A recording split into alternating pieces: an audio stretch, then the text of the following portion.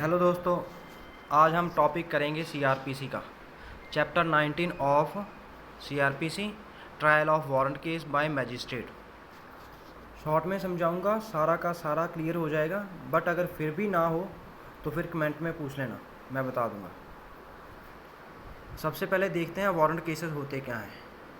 Warrant cases are those cases in which offence of accused person is serious. Cases in which imprisonment more than 2 years or imprisonment for lifetime or imprisonment of death are comes under warrant cases। इसमें क्या है कि जो भी serious offence वगैरह होते हैं वो सारे के सारे आते हैं वारंट केसेस में, और इनमें जो भी ऑफेंस जिनकी सज़ा 2 साल से ज़्यादा होती है और या फिर लाइफ टाइम की होती है या फिर डेथ इम्प्रिजनमेंट होती है, मतलब 2 साल से ऊपर की जो भी पनिशमेंट, जिन भी केस में 2 साल से ऊपर की सज़ा होती है वो आते हैं वारंट केसेस में, और 2 साल से नीचे वाले जो भी केस हैं वो आएंगे सम्मन ट्रायल में, सम्मन केसेस में। तो देखते हैं आगे देखते हैं। Trial of warrant case by magistrate divided into 3 part, there are total 13 sections. इसमें क्या है कि ट्रायल ऑफ वारंट केस को 3 पार्ट में डिवाइड किया गया है और इसमें टोटल 13 सेक्शंस हैं। फर्स्ट पार्ट जो है इसका वो है case institute on a police report, section 238 to 243, और जो सेकंड पार्ट इसका है वो है case institute otherwise on a police report, section 244 to 247, और जो इसका लास्ट पार्ट है वो है कंक्लूजन। इसमें जो सेक्शन वो है सेक्शन 248 टू 250। सबसे पहले देखते हैं case institute on a police report. इसमें क्या है, पुलिस रिपोर्ट होती क्या है। पुलिस रिपोर्ट को डिफाइन किया गया है सेक्शन 2 क्लॉज आर में। It is forward to the magistrate under section 173 clause 2। जो भी रिपोर्ट 173 क्लॉज 2 के अंदर मैजिस्ट्रेट को फॉरवर्ड की जाती है, जो भी डिटेल वगैरह उनको फॉरवर्ड की जाती है वो होती है पुलिस रिपोर्ट। अभी देखते हैं आगे सेक्शन 238। इसमें क्या है, opening of the case compliance with section 207। जो केस की ओपनिंग होगी वो सबसे पहले 207 से स्टार्ट होगी, पहले वो देखा जाएगा 207 क्या कहता है। There are the condition of section 207 must be fulfilled according to section 207।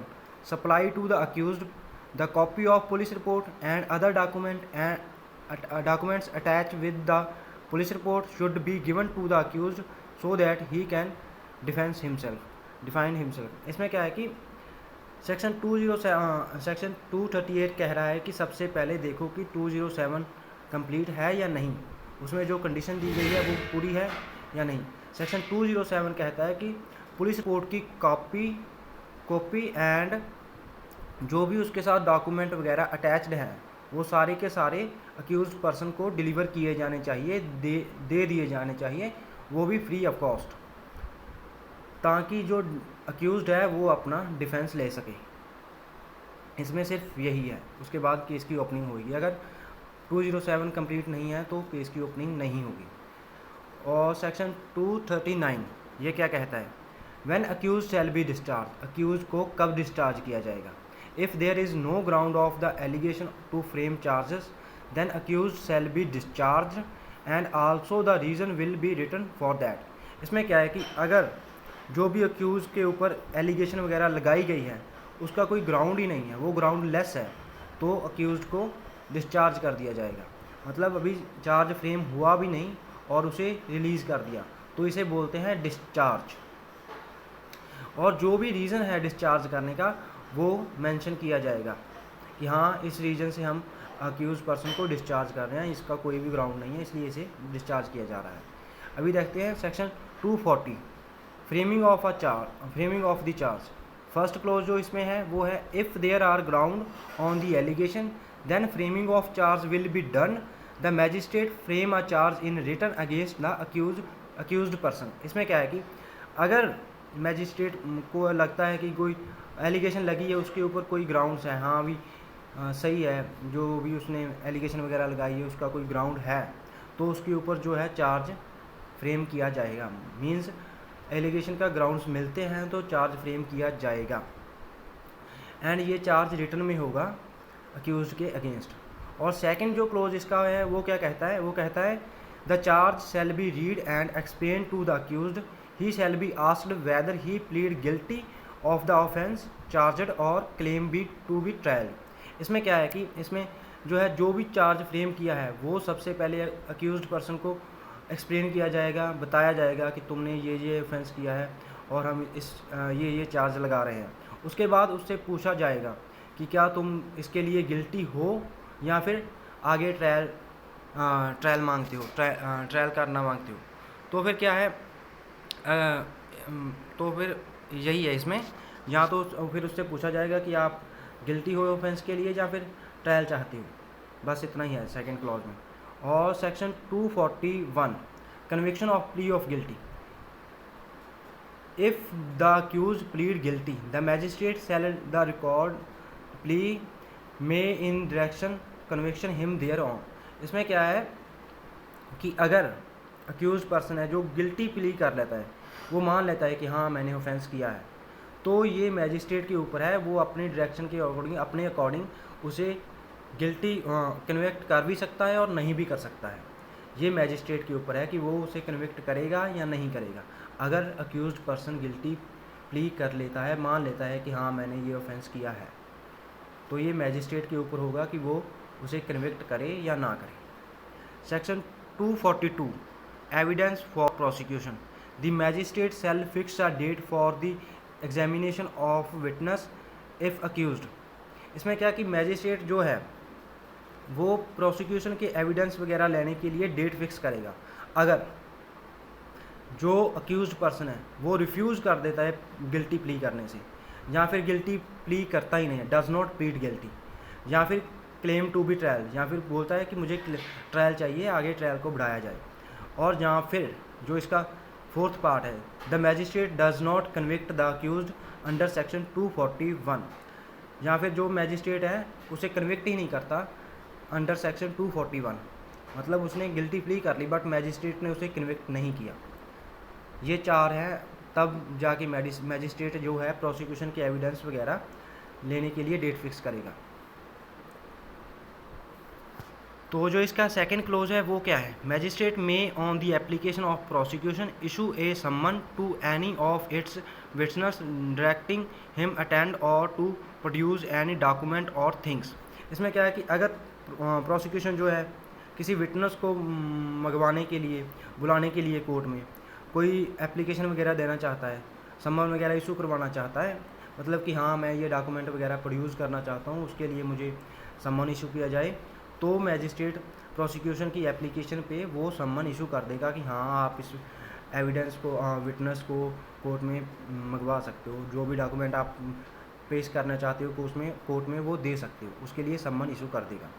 और जो इसका थर्ड क्लोज है वो क्या कहता है, on the date so fixed the magistrate shall proceed to take all such evidence as may be produce in support of prosecution. जो third clause है इसका वो कहता है कि जो भी डेट फिक्स की गई थी प्रोसिक्यूशन के एविडेंस वगैरह लेने के लिए, उस डेट को सारे के सारे एविडेंस वगैरह प्रोसिक्यूशन से लिए जाएंगे, बस यही है इसमें। और इसमें जो magistrate may defer cross examination of any witness until any other witness have been examined.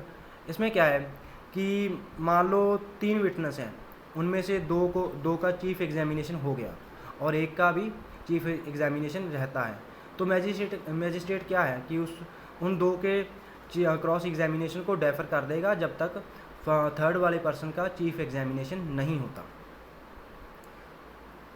मतलब बाद में ले लेगा। उन 2 जो विटनेस का चीफ एग्जामिनेशन हो गया उनका क्रॉस एग्जामिनेशन बाद में कर लेगा, वो पहले वो थर्ड पर्सन का चीफ एग्जामिनेशन करेगा। और सेक्शन 243 क्या कहता है, एविडेंस फॉर डिफेंस। अब प्रोसिक्यूशन के एविडेंस हो गए तो फिर डिफेंस को भी चांस मिलना चाहिए कि वो भी अपने एविडेंस वगैरह कोर्ट में पेश कर सके। तो इसका जो फर्स्ट क्लोज है वो क्या कहता है, here accuse shall be called for his defence and for produce his evidence and if accuse put any written statement the magistrate shall record it. इसमें क्या है कि अभी अक्यूज पर्सन को बोला जाएगा कि आप अपने डिफेंस में जो भी एविडेंस विटनेस वगैरह देना चाहते हो वो दे सकते हो। अगर जो अक्यूज पर्सन है कोई रिटन स्टेटमेंट देता है तो मैजिस्ट्रेट क्या करेगा, उसे रिकॉर्ड कर लेगा। और इसका जो सेकंड क्लोज है वो क्या कहता है, If the accused applied to magistrate to issue process for calling any witness for examination or cross-examination, or to produce any document or thing, the magistrate shall issue the process unless. इसमें क्या है कि अगर कोई accused person है apply करता है कि मुझे एग्जामिन करना है किसी विटनेस को, क्रॉस एग्जामिन करना है या फिर कोई डॉक्यूमेंट प्रोड्यूस करना है, मैजिस्ट्रेट उसे सम्मन इशू कर देगा। बट अगर वो ऐसा कुछ कर रहा है जिसके लिए सम्मन इशू नहीं किया जा सकता, तो वो मैजिस्ट्रेट देखेगा कि सम्मन इशू करना है या नहीं करना है। इसमें जो कंडीशंस हैं वो है a, he consider that such application is made for the purpose of vexation और डिले और defeating the end of the justice. इसमें क्या है कि अगर वो कोर्ट का जो भी ट्रायल के टाइम को बढ़ाना चाहता है, कि केस को आगे लमकाना चाहता है, मतलब टाइम ज़्यादा देना चाहता है कि ताकि टाइम ज़्यादा हो जाए और जो भी जस्टिस वगैरह होनी है उसमें देरी हो जाए, तो उस कंडीशन में जो मैजिस्ट्रेट है वो उसे सम्मन इशू नहीं करेगा और कोई भी विटनेस वगैरह मंगवाने के लिए उसे अलाउ नहीं करेगा कि आप नहीं मांगोगे। अगर वो कोर्ट का टाइम वेस्ट करना चाहता है तो मैजिस्ट्रेट जो है उसे अलाउ नहीं करेगा किसी भी विटनेस को एग्जामिन करने के लिए, कोई भी डॉक्यूमेंट प्रोड्यूस करने के लिए। एंड सेकंड जो है वो है इसमें the accused had period to entering upon his defence either cross examined और bad had the opportunity of cross. इसमें क्या है, अगर अक्यूज पर्सन को किसी विटनेस को क्रॉस एग्जामिन करने की पहले अपॉर्चुनिटी मिल चुकी है कि आप भाई ऐसे क्रॉस एग्जामिन कर सकते हो, बट उसने नहीं किया, तो फिर वो उसने तब कर भी लिया होगा या फिर नहीं भी किया होगा, दोनों हो सकता है, और फिर उसे दोबारा चांस नहीं मिलेगा कि आप उसे क्रॉस एग्जामिन करो। But here is a condition, if magistrate find that there is need to cross examine any witness then he may allow. अगर मैजिस्ट्रेट को लगता है कि जो भी विटनेस को क्रॉस एग्जामिन किया हुआ है या फिर पहले उन्हें चांस मिल चुका है क्रॉस एग्जामिनेशन करने का, तो फिर मैजिस्ट्रेट को लगता हो कि हाँ उसकी ज़रूरत है, दोबारा से क्रॉस एग्जामिन करना चाहिए या विटनेस को डॉक्यूमेंट को प्रोड्यूस करना चाहिए, तो फिर वो मैजिस्ट्रेट जो है उन्हें अलाउ कर देगा कि हाँ आप कर सकते हो। जो इसका थर्ड क्लोज है वो क्या कहता है, द मैजिस्ट्रेट में before summoning any witness on an application under subsection 2 require that reasonable expenses incurred by the witness in attending for the purpose of trial be deposit in the court। इसमें क्या है कि जो भी खर्चा आता है विटनेस को मंगवाने के लिए वो सारा का सारा अक्यूज पर्सन से लिया जाएगा। उसे बोला जाएगा कि आप जो है वो जो भी एक्सपेंसेस वगैरह होना है विटनेस को मंगवाने के लिए, जो भी खर्चा वगैरह होना है वो सारा का सारा आप कोर्ट में डिपॉजिट कर दो। बट इसमें कभी कभी ऐसा भी होता है कि अक्यूज पर्सन है जो एक्सपेंसेस नहीं दे सकता, तो उसके लिए जो कोर्ट है उसे छोड़ भी सकता है कि आप खर्चा मत दो। ऐसा हुआ था Venkateshwara Rao versus state of Andhra Pradesh 1977। इसमें क्या हुआ था, in this case it was held that if accuse does not have the capacity to pay the necessary expenses the court may exempt him from depositing the amount for expenses. इसमें वही held हुआ था जो मैंने अभी बताया कि अगर अक्यूज पर्सन है जो भी एक्सपेंसेस वगैरह हैं वो डिपॉजिट नहीं करता तो उसे बोल दिया जाएगा कि आप मत करो, ऐसा कोई ज़रूरत नहीं। और उसके बाद अक्यूज डिफेंस के जो एविडेंस वगैरह लेने के बाद आर्ग्यूमेंट होगा। According to section 314 after the evidence of defence is proved both the party will argue with each other, after that prosecution will conclude the case। इसमें क्या है कि डिफेंस के एविडेंस हो गए, प्रोसिक्यूशन के एविडेंस हो गए, उसके बाद आर्ग्यू होगा दोनों पार्टीज़ में, और लास्ट में जो है प्रोसिक्यूशन जो है वो कंक्लूड कर देगा केस को, और उसके बाद जजमेंट आएगी क्विटल और कन्विक्शन की। ये होगा सेक्शन 248। मतलब कंक्लूजन का एक सेक्शन हम इस वीडियो में कवर कर लेंगे। 248 the magistrate has been empowered under this section to pass an order of conviction or acquittal after the completion of the trial proceeding in warrant case, whether institute on a police report or institute otherwise than on a police report. इसमें क्या है कि चाहे तो case police report पे है या फिर institute otherwise on a police report में, मतलब कंप्लेंट पे रजिस्टर्ड है, तो दोनों केसेस में जजमेंट देगा, उनके पास पावर है कि वो जजमेंट दे सकते हैं अंडर सेक्शन 248। इसमें जो फर्स्ट क्लोज है वो क्या कहता है, after the framing of charge if magistrate find the accuse is not guilty he shall record an order of acquittal. इसमें क्या है कि चार्ज फ्रेम करने के बाद अगर मैजिस्ट्रेट को लगता है कि अक्यूज पर्सन है जो गिल्टी नहीं है ऑफेंस के लिए, तो उसे छोड़ दिया जाएगा, मतलब उसे एक्विटल कर दिया जाएगा। चार्ज फ्रेम होने के बाद जब हम अक्यूज पर्सन को रिलीज करते हैं तो उसे बोलते हैं एक्विटल। जो इसका सेकंड पार्ट है वो क्या कहता है, सेकंड क्लोज जो इसका वो कहता है, there are 3 option before magistrate to impose appropriate punishment to accuse. इसमें क्या है कि मैजिस्ट्रेट के पास 3 वे है अक्यूज पर्सन को पनिशमेंट देने के लिए। Firstly he shall see whether the accuse has committed his first offence and he may be released on probation on bail और bound under section 360 of CRPC. If he thinks so, he shall pass an appropriate order. इसमें क्या है कि अगर accused person ने जो offence किया है वो फर्स्ट टाइम किया है, पहली बार ऑफेंस किया है, तो मैजिस्ट्रेट उसे बेल पर रिलीज कर देगा अंडर सेक्शन 316 ऑफ CRPC। इसमें क्या है कि अगर कोई भी accuse person first time offence करता है, उसे लगता है कि हाँ ये फर्स्ट टाइम किया है उन्होंने, तो फिर उसे बेल पे प्रोहिबिशन मिल सकती है, बेल दी जा सकती है। और सेकंड जो इसमें है वो है if he think it expended to punish but in his opinion the matter is such that can not give adequate punishment he shall refer the matter to CGM in accordance with section 325 of CRPC। इसमें क्या है कि अगर magistrate जो accused person को सज़ा मिलनी चाहिए उसके लिए कैपेबल नहीं है, वो उतनी सज़ा जितनी उसे मिलनी चाहिए उसके उतनी सज़ा वो मैजिस्ट्रेट नहीं दे सकता, तो वो क्या है केस को रेफ़र कर देगा चीफ जुडिशियल मैजिस्ट्रेट को अंडर सेक्शन 325 ऑफ CRPC। और जो थर्ड पार्ट है इसका वो है if he himself think it appropriate to punish, then after hearing the accused on the question of equitum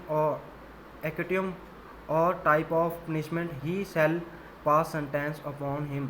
इसमें क्या है कि अगर वो दोनों कंडीशन में है, मतलब कि बेल भी नहीं हो सकती और वगैरह वगैरह, वो पनिशमेंट भी नहीं दे सकता, तो उसमें थर्ड पार्ट क्या है वो उन्हें सुनेगा अक्यूज पर्सन को ऑन द क्वेश्चन ऑफ एक्विटम और टाइप ऑफ पनिशमेंट। उसके बाद वो जो भी सज़ा सेंटेंस पास होना है उसके बाद वो अक्यूज पर्सन को सुनने के बाद वो सज़ा सेंटेंस पास करेगा मैजिस्ट्रेट। जो इसका थर्ड क्लोज का वो कहता है when accused is charge with the previous conviction under section 211 clause 7 and denies his previous conviction in the such case, the magistrate may after convicting said accused take evidence as to such previous conviction and shall record this। उसके बाद इसमें क्या है कि अगर person को पहले convict किया गया है, मतलब अभी दोबारा से कन्विक्ट हो रहा है वो पर्सन और उसे पहले भी कन्विक्ट किया है, तो उसके लिए भी मैजिस्ट्रेट जो क्या है उसे रिकॉर्ड करेगा उस कन्विक्शन को कि हाँ इसे पहले भी कन्विक्ट किया गया था, उसके अकॉर्डिंगली जो सेंटेंस पास किया जाएगा मैजिस्ट्रेट के द्वारा। तो आज हम इस वीडियो में इतना ही पढ़ेंगे case institute on a police report. जो इसका सेकंड पार्ट है वो हम नेक्स्ट वीडियो में कवर करेंगे। तो गाइस थैंक यू। अगर कुछ भी समझ में ना आया हो तो पूछ लेना एंड बताना जहाँ भी जो भी आपको प्रॉब्लम आई हो, और हम नेक्स्ट वीडियो में वो सारा का सारा क्लियर कर देंगे।